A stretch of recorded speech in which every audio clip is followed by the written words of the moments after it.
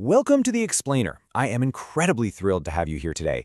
We're going to do something really fascinating. We are going to visually break down 3 truly chilling real-life horror stories to uncover, well, the psychology of vulnerability.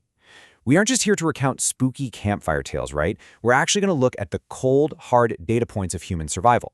By mapping out the exact environments, the split-second decisions, and the psychological shifts in these terrifying source accounts, we're going to learn exactly how our brains process sudden, overwhelming threats.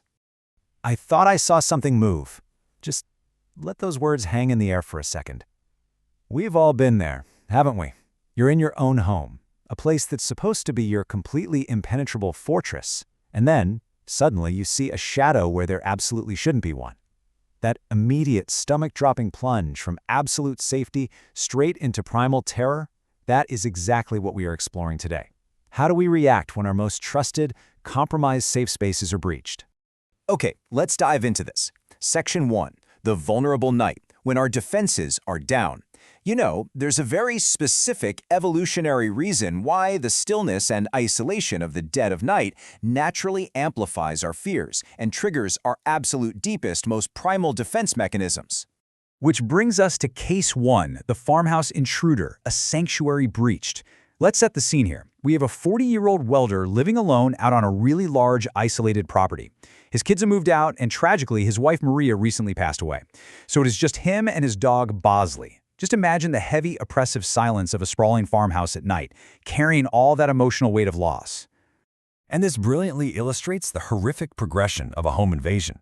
See, this intruder didn't just break in once. No, their audacity systematically escalated over 3 terrifying nights to build this almost unbearable suspense. On night 1, our homeowner sees a fleeting shadow in the second-story bedroom window. Fast forward to night 2, and his dog Bosley is aggressively growling at creaking footsteps directly above the primary bedroom. By night 3, the kitchen lights are inexplicably turned on. The sanctuary is literally being dismantled piece by piece.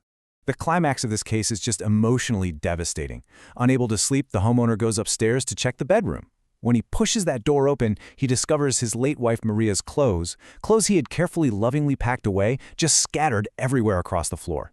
The emotional shock of seeing that desecration was immediate, and right there, standing in the doorway, was a short, unknown woman. Driven by this completely volatile mix of raw grief, rage, and sheer terror, he just charged at her, causing her to bolt right out the front door. The physical break-in was horrible, for sure, but the violation of his grief, that was the trigger for his ultimate defense. Case 2, the fast food stalker, a routine drive-through. We are shifting gears from an isolated home to an incredibly mundane 2 a.m. craving for McDonald's fries and seeing how it spirals into a high-stakes, real-world pursuit. So our narrator here just wanted a peaceful escape after work. His expectation was simple: grab some comfort food, head up to a local nature preserve, a scenic mountain lookout point, and just enjoy a nice nostalgia rush from his high school days. But wow, the grim reality was drastically different. An old, beat-up, tinted Volkswagen from the McDonald's parking lot had actually followed him. Instead of a relaxing meal under the stars, he found himself being actively hunted in the dark by 4 men in that tinted VW, led by a completely unhinged guy violating a restraining order. Now, I want you to really notice the narrator's shifting situational awareness here. He didn't just freeze up. First, he noticed the anomaly, a tinted VW idling in a closed drive-through lot. It just felt wrong. Then, even after he relocated to the mountain, he listened to his unease when the car reappeared. But step 3 was absolutely vital. He FaceTimed his friend Sebastian for backup. Bringing an ally into the mix, even virtually, changed the whole dynamic and was a brilliant survival tactic that honestly probably saved his life. And that leads us right to the climax of the chase. 4 guys exit the VW, but only 3 approach our narrator and Sebastian, aggressively offering them a blunt. When pressed on why they're out so late, the ringleader literally pulls his hoodie up to reveal a McDonald's uniform as an alibi. But guys, here is the heart-stopping moment. As they turn to leave, Sebastian spots the 4th man. You see, in moments of extreme panic, our bodies dump a massive amount of adrenaline, which physically dilates our pupils to let in more light. It literally enhances our night vision.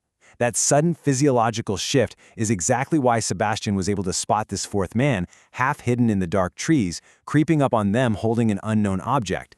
The sudden terrifying realization that the entire conversation was just a distraction while a trap was being set, No way. They absolutely bolted for their cars. All right, finally, Case 3, the abandoned church.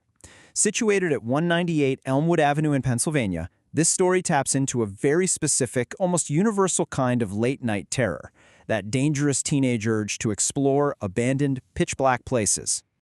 So, they climbed an 8-foot chain-link fence to get into this boarded-up church, dropping through a dirt hole straight into a pitch-black basement. Now, I want you to focus on this number, 6. There were exactly 6 teenagers present that night. Psychologically speaking, being in a large group like that provides a massive yet totally false sense of security.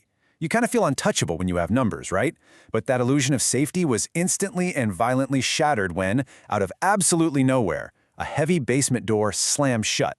It was so loud it made everyone jump, and half the group sprinted out immediately, leaving just 3 behind to investigate. The 3 brave, or maybe foolish ones who stayed behind slowly opened that slammed door. Inside, they found a cracked dresser mirror and this deeply unsettling vintage black and white photo of a smiling bride. But there is one sensory detail here you just cannot ignore. There were red stains smeared all across that dresser, and they weren't just old, dried paint. No, the narrator specifically noted they still had a sticky sheen to them. They were wet. That detail is absolutely horrifying because it proved, without a shadow of a doubt, that whatever, or whoever, was down there had been there mere moments ago. They were absolutely not alone in the dark. Right after that, they hear a sudden noise coming from the room they had literally just vacated. And that was it. Their courage completely broke. They grabbed their things and ran. I mean, just imagine the chaotic, breathless escape, desperately scrambling back over that 8-foot chain-link fence just to reach the safety of the pavement. And then, safe on the street, the narrator looks back at the church, and standing perfectly still in the open window is the dark silhouette of a person, just silently watching them leave. Sends shivers down your spine, doesn't it? So, the crucial point is, how do we actually tie all these spooky narratives together? Well, in every single one of these cases, the protagonists survived because they ultimately listened to the alarm bells ringing in their heads. It is a masterclass in real-world human psychology and instinct. It all really boils down to situational awareness, the critical ability to perceive your environment, understand potential threats, and effectively respond before a situation escalates.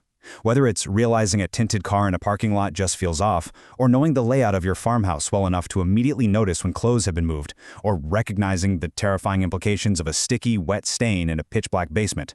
Trusting that immediate gut feeling is, without a doubt, our greatest, most fine-tuned evolutionary defense. And look at how quickly recognizing the specific type of environment dictates the absolute most successful escape strategy. In the isolated territory of the farmhouse, the homeowner was in his own domain, so his response was direct, aggressive confrontation.